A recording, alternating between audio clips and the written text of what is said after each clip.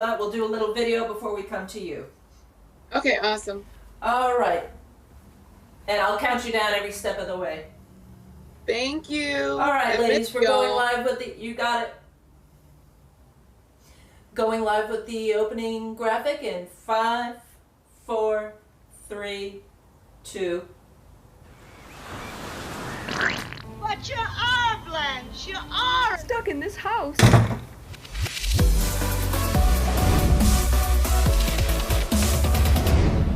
Welcome, your host, Jennie McNulty. Hello, everyone.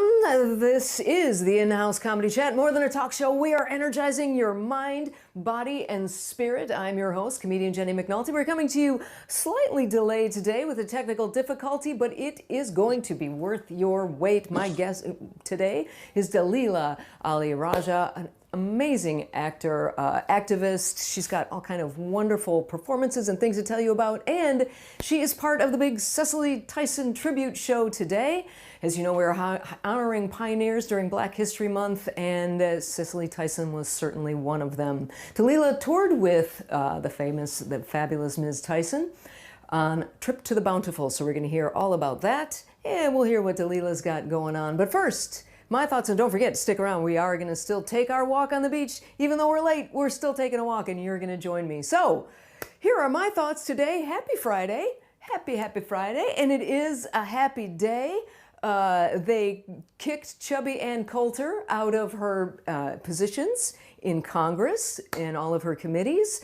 It looks like the COVID package, a relief package, is going through, and it's Super Bowl weekend. Woo! Great things to be happy for. And in case you missed Wednesdays, by Chubby Ann Coulter, that is how I refer to Marjorie Taylor Greene, mainly because I think it would piss off both women.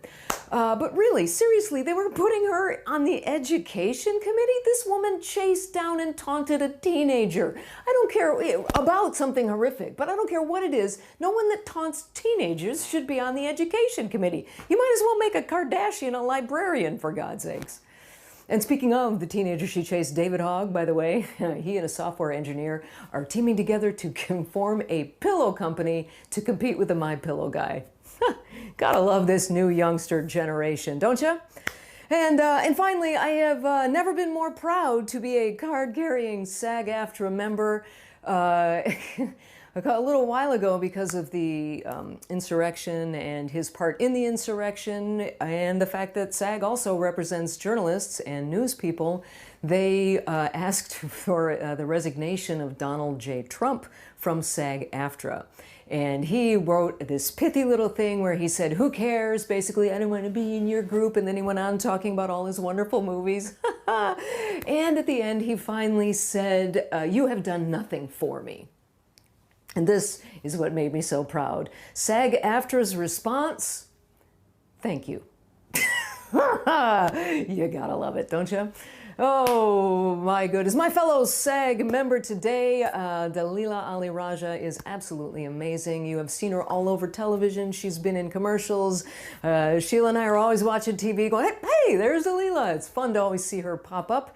She has, you might know her from way back when in Cherry Bomb. She is also a writer, a producer, a director, and part of, and we're going to hear all about it on Instagram, I want to make sure that I get this right, the queer, I wrote it down, I can't Black read it. Queer Joy. Queer Joy, Black Queer Joy. Damn. I was supposed to do that right. Oh well, maybe we can fix this in post. Who knows? So, without further ado, here's just a little sample of my very talented friend, Dalila Ali Rajah. Check it out. I should have picked him up. You know, your kid joins the military and you just hold your breath until they come home for a visit. And you can finally exhale. Or at least you think you can. Wow. Raji gold again. I hate him. Baby number 2, we're still in a 1-bedroom. What you want? Rush job. You know I can't do this anymore. Her name is Holly X, and the year is 1976. Kung Fu lesbian. the unkillable sister who don't need a mister. Kung Fu Lesbian. Gentlemen, welcome Dalila Ali Rajah. How you doing today, Dalila? I'm doing pretty good. You know, it's been rough since Miss Tyson passed, to be honest with you. It really, really hit me very hard. But other than that, I've been doing pretty blessed. Yeah. That's, you know what, when I heard about it, I too was, you know, I mean, everybody, I think. She's been a part of everybody's life. I remember seeing Sounder when I was 10, you know, and she was just so real and so beautiful in everything that she did. You know, what was she like to work with? And you worked with her in Trip to Bountiful, and you toured with her. Yes. Yeah, and I toured with her, and I was also blessed. The way that Trip to Bountiful's cast was set up is that they would have, everybody was in the ensemble for every single show period, but then for the understudies sometimes would, if somebody wasn't available, would go up. So I was understudying Jessie May, which was Vanessa Williams' character. So I actually got to do the show with her twice, which was really awesome, as one of the leads, which was really awesome.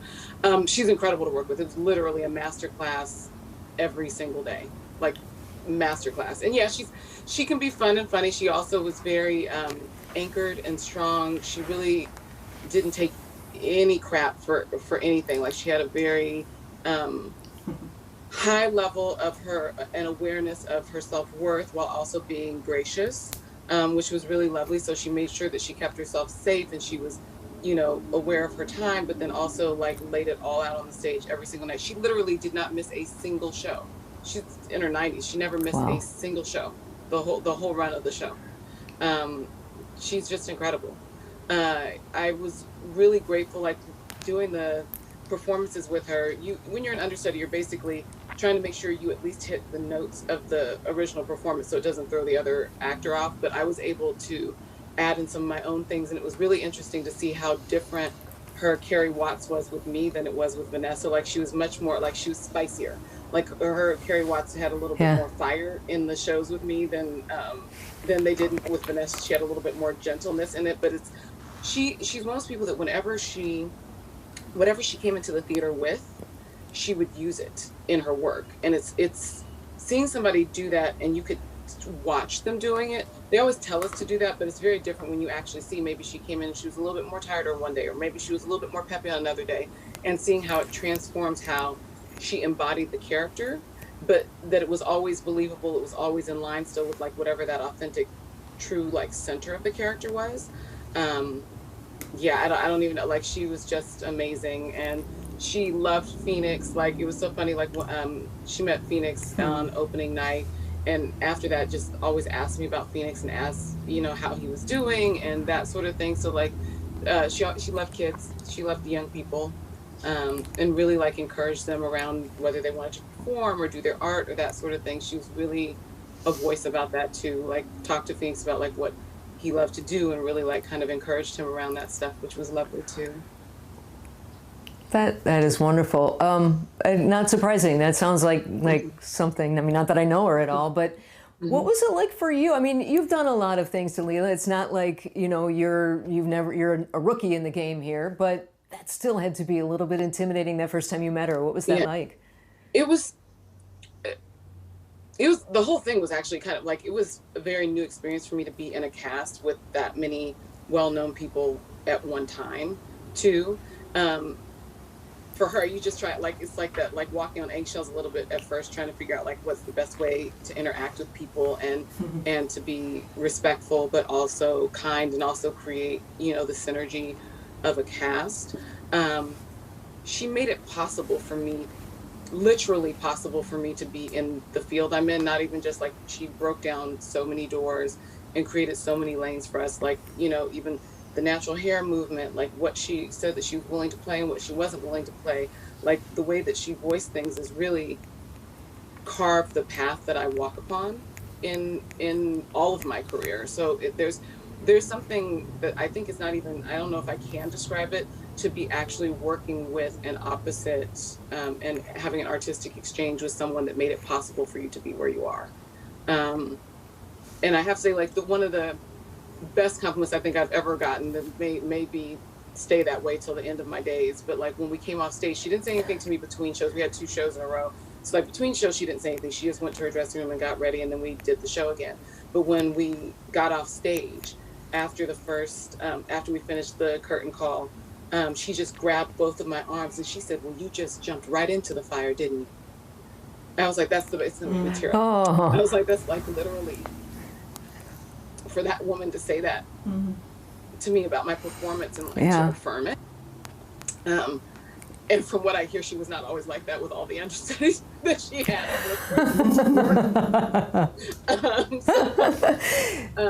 You know, like if people, well, because the show was very, it was almost like a musical in the way that we had to move, like the way they created that. There was a whole bunch of bits that Miss Tyson had. So like I had to make sure I put things in a certain place and then picked up things in a certain place so that she could do all the bits that she wanted to do. So you had to move like it was a dance that's choreographed through everything while you're saying your lines. And my character literally talked for almost the first 45 pages with almost no other dialogue in between her. She's runs her mouth a lot. So it's like doing that while walking and talking and doing and doing and doing. And I think that wasn't always an easy thing for everybody to do, because you're trying to, like, if you missed putting a pencil in a certain place, it would screw up her bit. So right. I literally sat like every single night, even in our hotel room when I was in Boston, I set up like a mini version of the stage in my hotel room, and I would run through the entire play from beginning to end, doing my lines and the other lines in my head so that I could get the choreography right. And that's, I would imagine, something that stuck with you. You know what I mean? Something that had you not been working with, not that you wouldn't have normally taken that professional extra step, but you know, when you up your game when you're playing, you know, so that is so cool. You know, it's weird because we watched the movie version of A Trip to Bountiful with Cicely in it, and I was assuming for some reason that you were playing Thelma and not Jessie May. So just because that, to me, your personality is more Thelma. So how weird was it for you to be bitchy to Cicely Tyson? Oh, actually, it's so much fun. And this is what's crazy is I was actually originally called in for Thelma.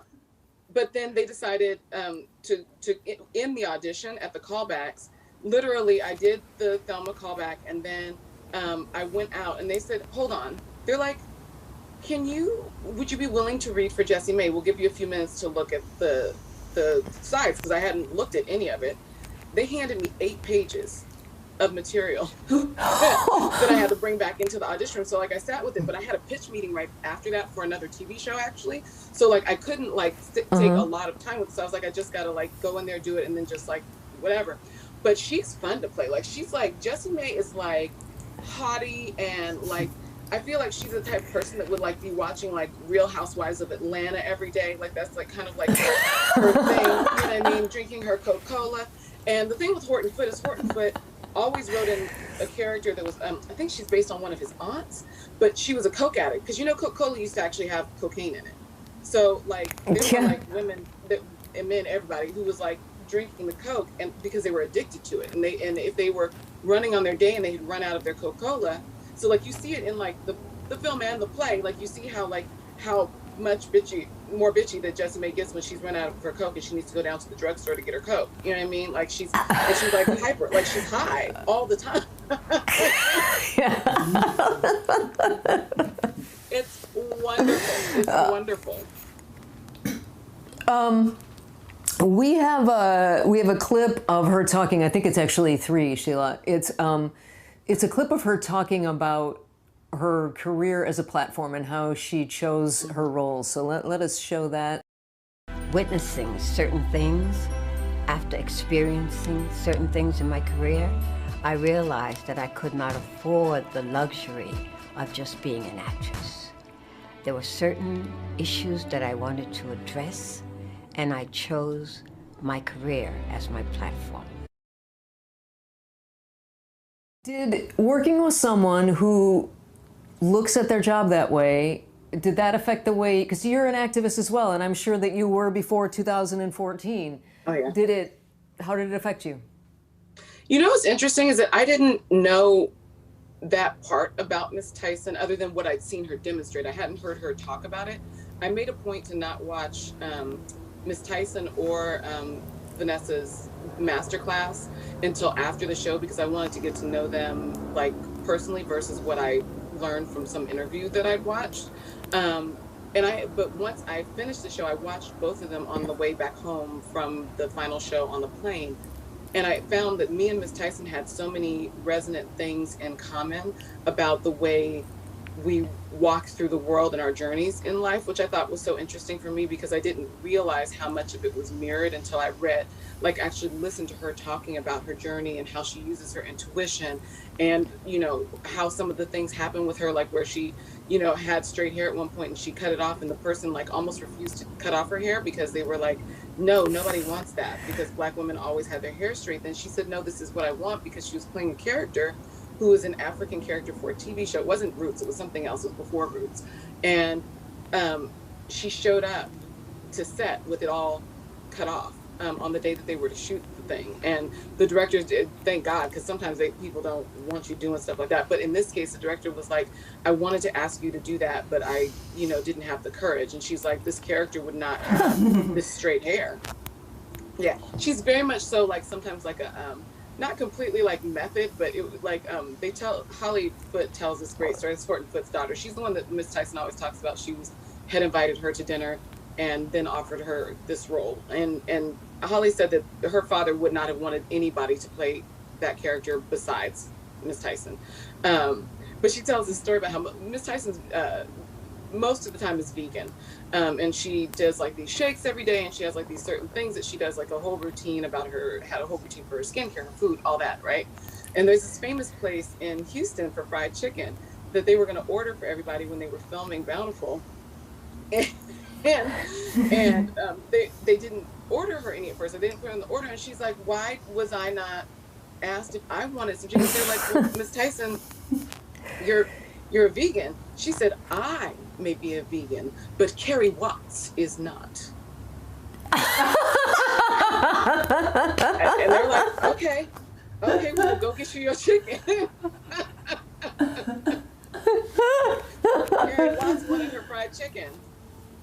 Yeah, it's great. Listen to the stories of like over the years with Miss Tyson from Holly Foote and the other people who toured from the original tour and who were on the film is really interesting and lovely. Like, you know, it was her first time back on stage in I think 30 years when they started doing the show. Yeah. And she talks about it in her masterclass, I think, about how it was terrifying for her because she hadn't done it such a long time. She was afraid that somehow she might fail at it. But she didn't. She was brilliant. She was brilliant. Yeah, absolutely. Have you read her book yet? No, I haven't. It sold out. I hadn't pre-ordered it, and it sold out everywhere. So, but I will be reading it. Yes. I'm sure you will. Well, if you're just joining us, I am chatting with Dalila Ali Rajah, an amazing actor, and worked with Cicely Tyson in Trip to Bountiful. Now we're going to turn the gears a little bit and talk about you, my friend. So what do you, and I'm so sorry for butchering your IG show. I just messed up the name of that. No, it's okay. But it's more of a movement. So I started, it's Black Queer Joy on IG. Anybody who wants to see images or has images of actually Black Queer Joy that they want to forward me. I started this movement almost 2 years ago, to be 2 years in April.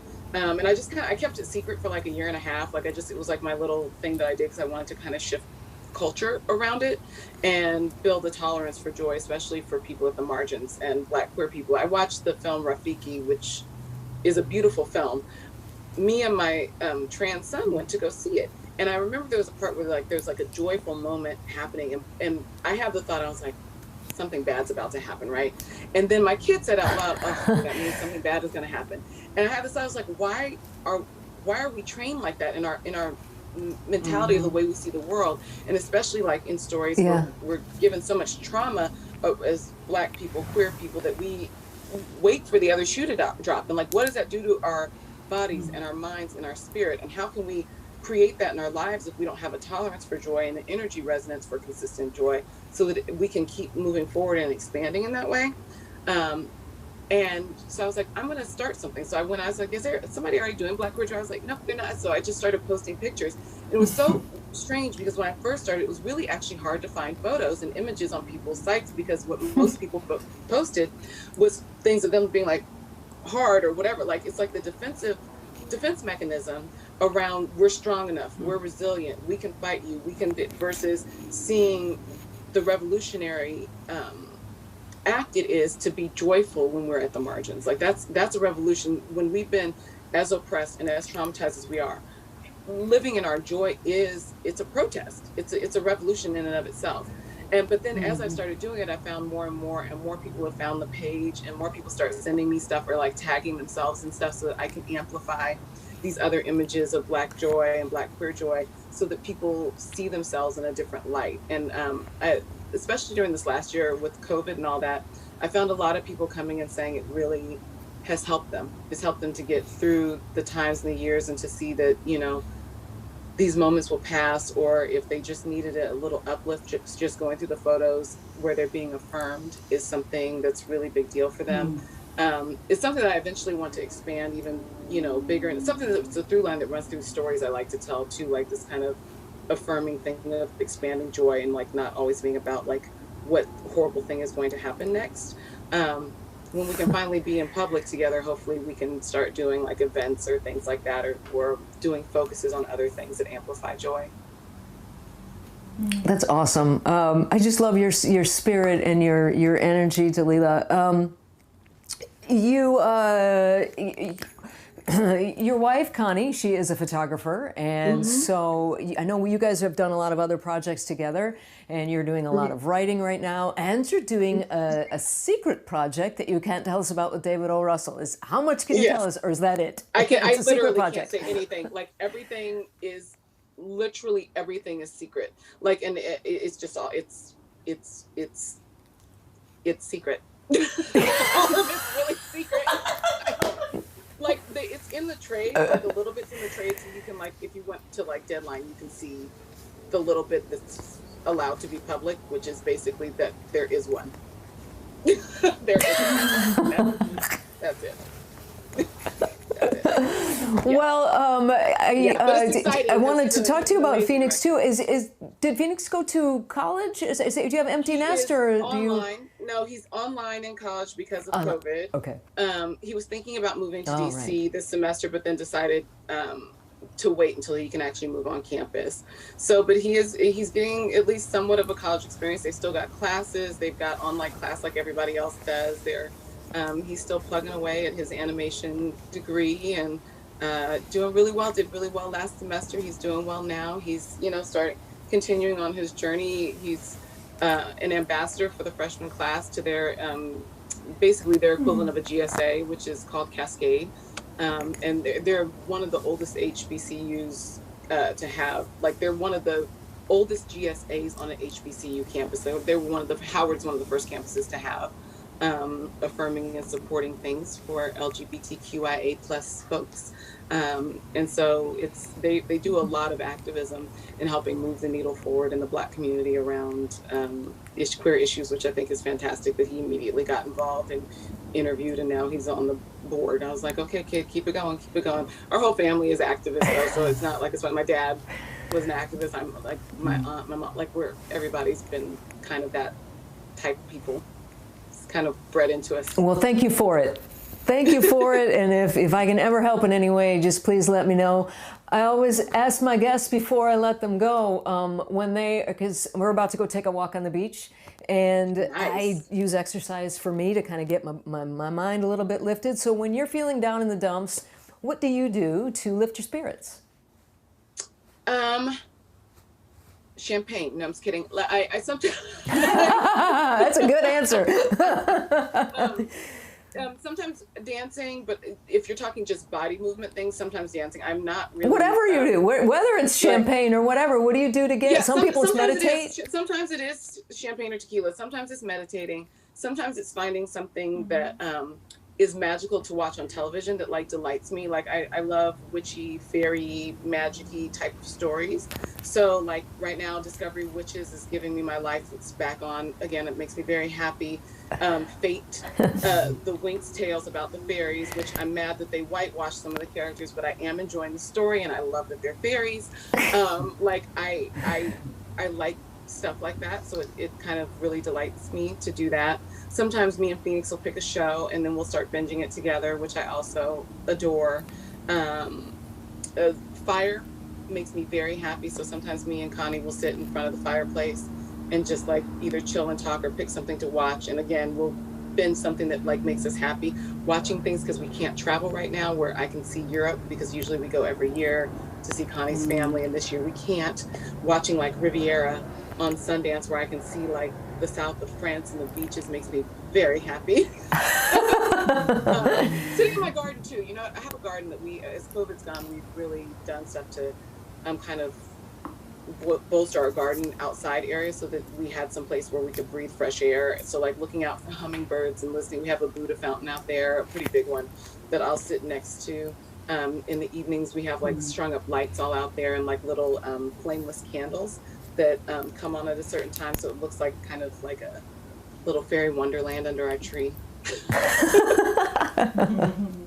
Well, you know what? I was thinking about watching that show, the Netflix one you're talking about, Fate, right? Yeah, I was thinking about watching that, so I'll give it a whirl. Actually, it's actually they did a decent job. It's a much darker. Like the original Winx was very light and girly and playful. They took it very dark and much more kind of like college-y type of feel, boarding school type of feel. But the storytelling so far is good and interesting.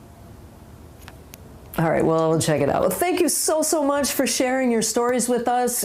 Best of luck to you in your secret project. And we will check out Black Queer Joy on Instagram. That's a really wonderful thought. I just love your spirit and your creativity. Keep it up, keep it going, and we'll stay tuned or stay in touch and be well, my friend. All right, love you guys. Bye. And we are about to go take a walk on the beach. So are you guys ready? Go put your shoes on. I'm going to give you exciting Super Bowl non-predictions, a couple more facts about Cecily, and we're going to get you moving, all right? So go get your shoes on. And while you're doing that, here is one last video when Ms. Tyson was honored by the Kennedy Center Honors. CeCe Winans sang with her, or sang for her. And here's a little clip of that.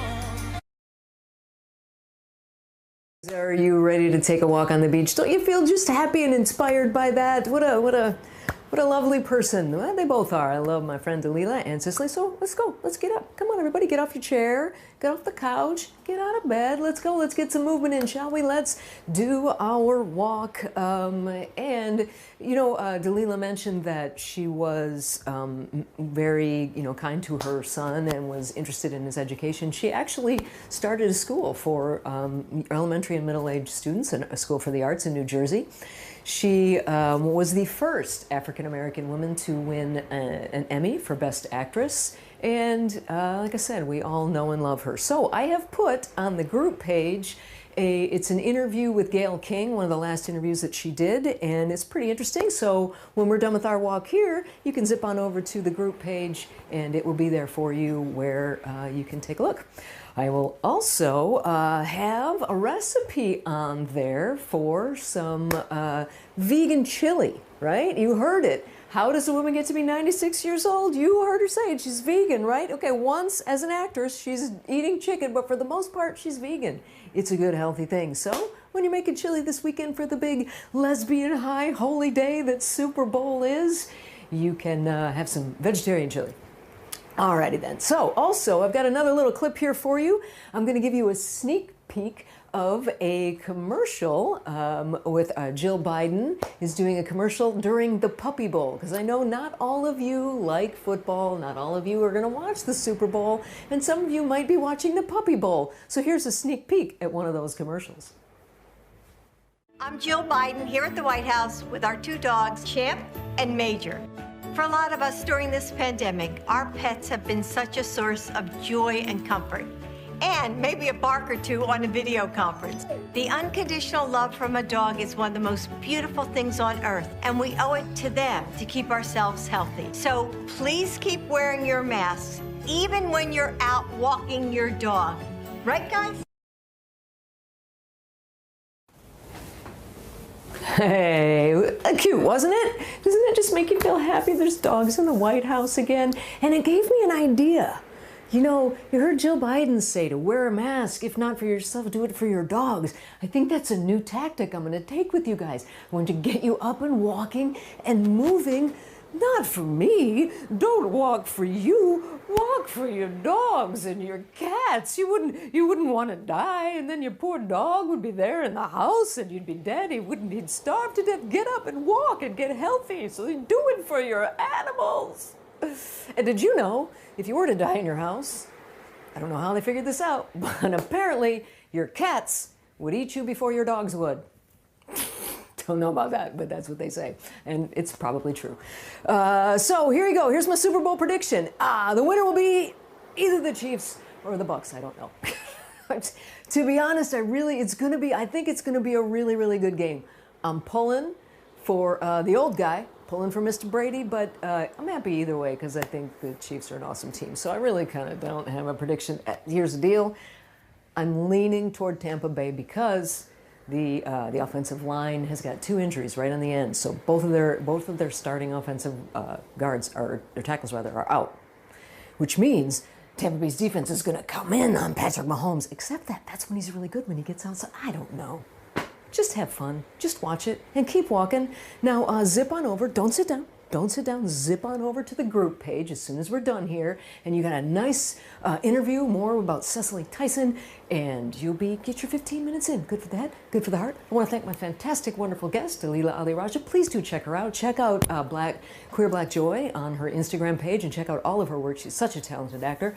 I want to thank, of course, Sheila for the bells and the whistles and all the craziness we had here. We'll try to figure that out for next week. And next week, speaking of, we've got Password on Monday. In fact, Password on Monday is going to be the rematch of the very first week with Roxana Ward, Vicky Shaw, Dana Goldberg, and Karen Williams. So that's going to be a fun password. And thank you. Thank you for watching. Thank you for walking. Have a wonderful, safe, happy Super Bowl weekend. Think about vegetarian chili, maybe. Okay? All right. Cyber, see you guys on Monday. Thank you so much. Bye-bye.